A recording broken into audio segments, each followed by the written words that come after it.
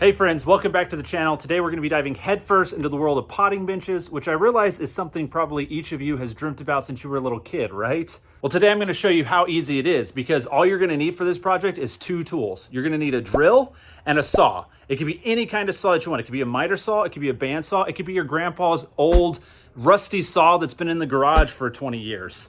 So take every other tool that you got, chunk them out, because you're not going to need them for this one.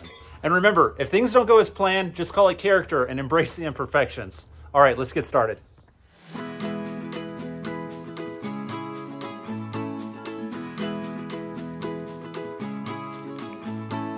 So this potting bench is going to measure 57 inches high, 48 inches long, and 15 inches wide. I'm going to start off by measuring the back legs at 54 inches and the front legs at 36 inches.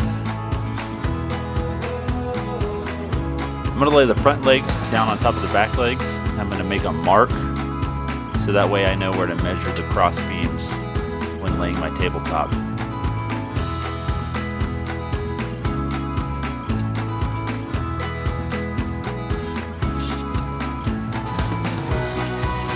For the inside piece that's going to connect your back leg to your front leg, you want to measure 4 of your tabletop boards and see the distance. Since Lowe's and Home Depot never actually cut them to the same distance, you're going to want to try to measure them and see what they come out to. For me, it ended up being about 14 inches wide, and so that's what I cut these inside braces at. As you're putting this potting bench together, it's important that you pre-drill everything. This wood, I'm using white wood here, and it's going to split if I don't pre-drill. And you can use other types of wood. If you're going to be outside and do exterior, then you might want to use something like cedar. But since I'm going to paint this and it's mainly going to be sitting underneath an overhang and be protected, I'm not too worried about water getting to it. Either way, you want to make sure that you pre-drill before you put in your screws so that way it doesn't split.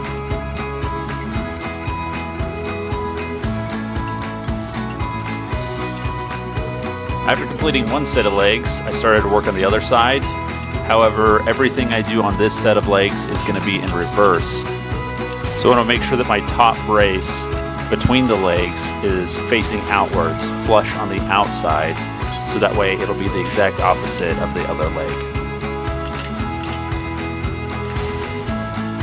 You'll get an idea of what I mean when I hold them up here in a minute, but for now I'm going to install this lower bracket at the same distance as I did on the other set of legs.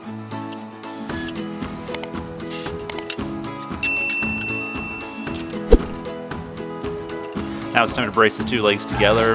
This board here is cut at 34 inches, and it doesn't have to be exact here because ultimately the tabletop is what's going to give it its length, but about 34 looked good for me, so that's what I cut it to. I'm going to do the same thing on the other side, flip it over and install another piece of wood between the two to help stabilize it. I'm going to set up my frame, and then I'm going to install the lower shelf. I'm going to lay down my 4 boards and then measure them out to 39 inches long, so there's about an inch overhang on each side. I'm then going to cut each piece of wood, set them back into place, and then screw them in on each side.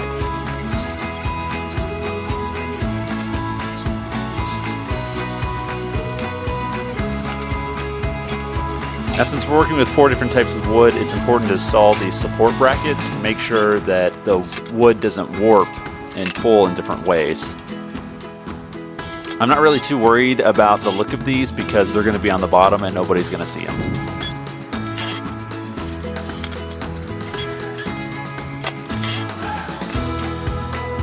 And just like that, we have our bottom shelf and we're halfway through. Now for the tabletop.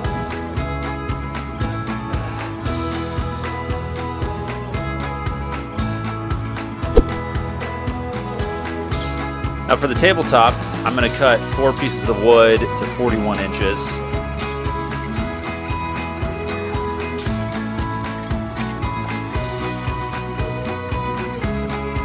We're going to install a back piece that's standing up in order to make sure that things don't fall off the back side. I'm going to glue these 4 pieces together. I'm going to hold them in place while I install the back side, let them kind of dry a little bit.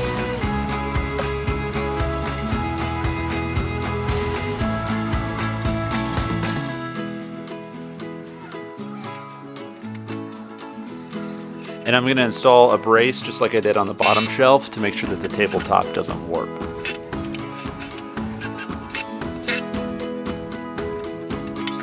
I'm trying to get it as level as possible so I don't have to do any sanding here.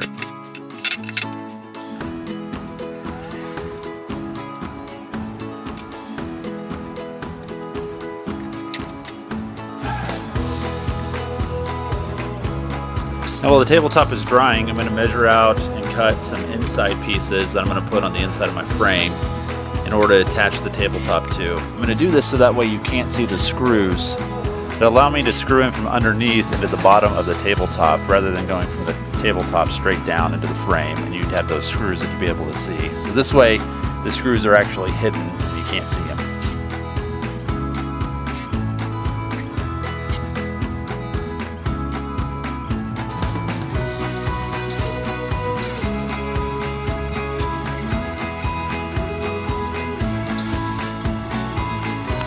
In order to dress up the tabletop, I'm going to add these side pieces to make it look just a little bit nicer.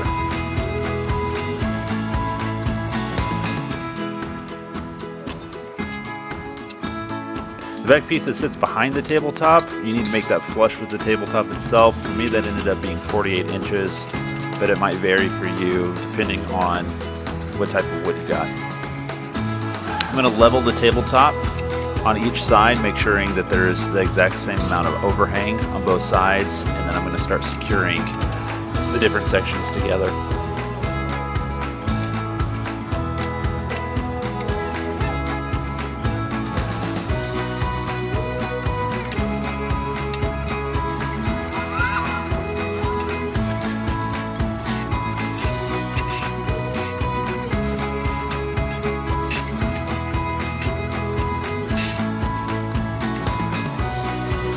Now I'm going to attach the tabletop to the frame.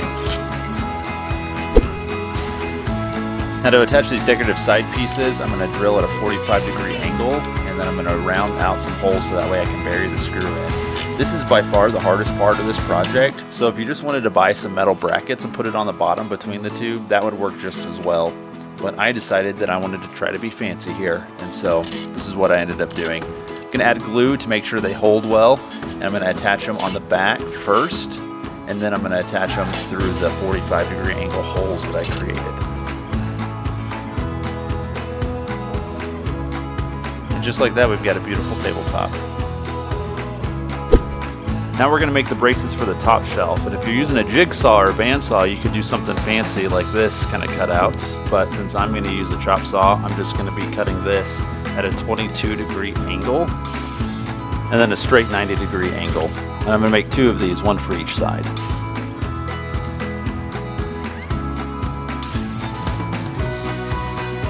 And when I install them, I want to make sure I leave enough room so that way the top boards can lay flush. I'm going to drill and use glue here so that way it's extra sturdy.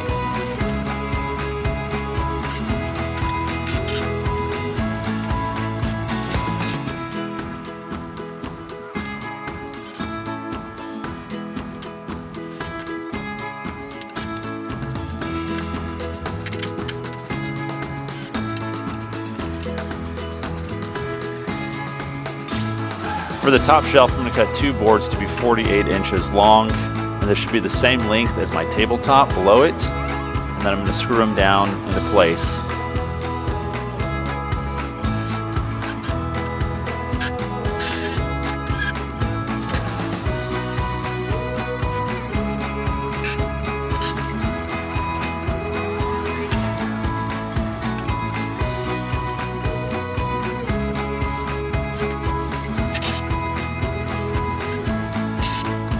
Just like the other two shelves, I'm going to put a brace on the bottom to keep it from bowing.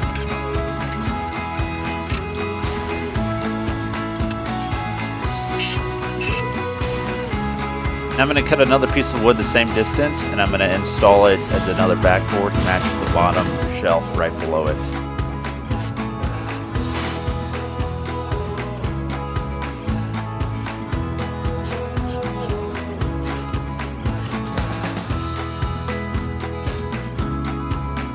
I'm going to add a trim piece across the front to make it look just a little bit nicer. So I'm just going to measure the inside here, cut it, and put it into place.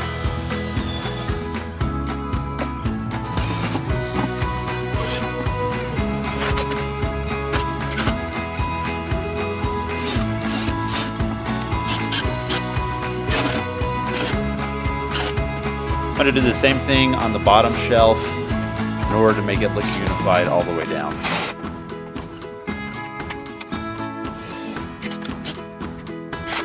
And with that, we're ready to caulk over the screws so that way you can't see them when we paint it. We're going to fill in all the cracks and everything. And then when we paint it, you won't even be able to see these screws. My wife had a very particular way she wanted to paint it, so I just asked her to paint the whole thing for me.